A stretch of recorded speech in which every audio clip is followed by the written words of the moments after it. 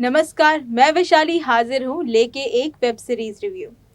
तमाम सेलिब्रिटीज की तरह सोनाक्षी सिन्हा ने भी OTT प्लेटफॉर्म में अपना कदम रख दिया है। जोया अख्तर की प्रोडक्शन में बनी दहाड़, जिसने सोनाक्षी सिन्हा को मौका दिया है OTT प्लेटफॉर्म में अपना कदम रखने का। इस वेब सीरीज में 8 एपिसोड्स हैं, जिसमें विजय वर्मा एक सीरियल किलर के कैरेक्टर में नजर आएंगे। तो चलिए देखते हैं ये रिपोर्ट। ये कहानी है राजस्थान के मांडवा की, जहां एक भाई अपनी बहन के लापता होने की रिपोर्ट लिखाने आता है। इस बीच एक लव जिहाद का मामला भी सामने आया है, क्योंकि ठाकरों की लड़कियां मुस्लिम लड़कों के साथ भाग जा रही हैं। पुलिस इस हाई प्रोफाइल मामले में जुट जाती है और इसी का फायदा उठाकर ये भाई भी पुलिस से कह देता है कि उसकी बहन भी मुस्लिम लड़के के साथ भाग गई है।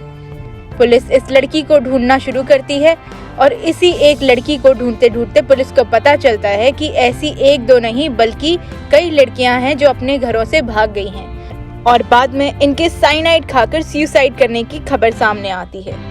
कुल 29 लड़कियों की सेम पैटर्न में मृत्यु होने के बाद धीरे धीरे पता चलता है कि ये सुसाइड नहीं बल्कि एक सीरियल किलर का काम है। इन सारे मामलों की छानबीन कर रही है मांडवा के पुलिस थाने की SI अंजलि भाटी यानी सोनाक्षी सिन्हा। उनका साथी पारगी, जो कि उन्हें ज्यादा पसंद नहीं करता, परंतु उनका थाना इंचार्ज देवीलाल सिंह मतलब गुलशन उस पर थोड़ा सॉफ्ट कॉर्नर रखता है, इसीलिए सारे जरूरी केस सोनाक्षी को दे दिए जाते हैं। दहाड़ के 8 एपिसोड में बनी है और हर एपिसोड लगभग 55 से 56 मिनट का है।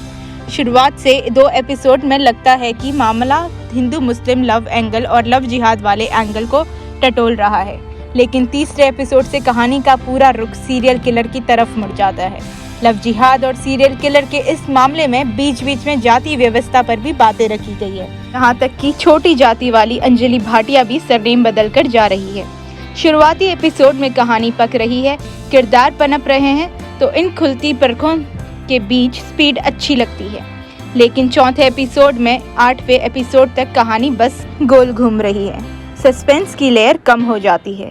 शुरुआत से ही आपको पता है कि सीरियल किलर कौन है, वो कैसे काम कर रहा है, तो सस्पेंस या थ्रिलर जैसा कुछ रहता नहीं है, बल्कि कई बार पुलिस पर तरस आ रहा है कि ये क्या कर रहे हैं। इस सीरीज की सबसे बड़ी कमजोरी है इसके अधपके किरदार।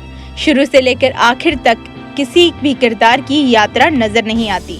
पहले सीन में प्रेस की हुई ड्रेस पहने तनकर खड़ी सोनाक्षी आखिरी सीन तक उसी अवतार में नजर आती है। इस किरदार की कोई इमोशनल जर्नी नहीं है जिससे आप जुड़ सकें, लेकिन ये अकेली सोनाक्षी के किरदार के साथ नहीं है, बल्कि किसी भी किरदार के परतों को खोलने की जरूरत नहीं समझी गई है। जैसे खुद रिश्वत लेने के चक्कर में डिमोशन झेल रहा पारकी आखिर अपनी पत्नी के पहली बार प्रेग्नेंट होने पर भी खुश नहीं होता। इस बात के तर्क में वो ये कहता है कि दुनिया कितनी बेकार है, कैसे कैसे लोग हैं यहाँ, ऐसे में जहाँ बच्चे को कैसे पैदा किया जाए। इस शो में ज्यादा कोई इमोशनल टच नहीं है। इस सीरियल किलर की कहानी में कई मेटाफोर इस्तेमाल किए गए हैं। इसी के तहत दहेज, लड़कियों पर शादी का दबाव बनाता परिवार, उसे बोझ साबित करते लोगों पर सटीक प्रहार है। लेकिन ये सब साइड में है जो आपको समझ आएगा। लेकिन आखिर आनंद स्वर्णकार कैसे पकड़ा जाएगा, ये खोजते खोजते आपको 8 एपिसोड यानी 8 घंटों का इंतजार करना होगा, जो थोड़ा बोझिल हो जाता है।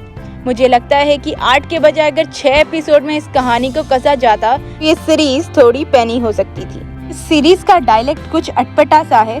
इसमें सोनाक्षी की मारवाड़ी तो आपको बार बार हरियाणवी सी लगेगी, बाकी कलाकारों की भाषा भी बार बार खटकती है।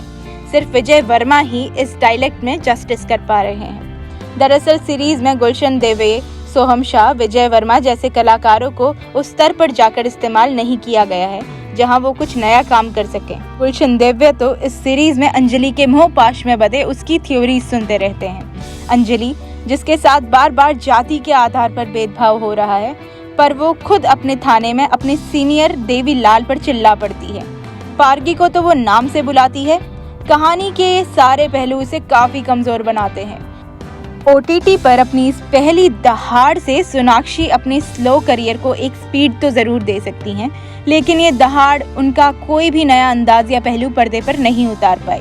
ये दहाड़ उतनी नहीं गूंजी जितनी गूंजनी चाहिए थी। तो दोस्तों, आज के लिए इतना ही। बने रहे हमारे साथ हमारे चैनल Next 9 लाइव पे। धन्यवाद।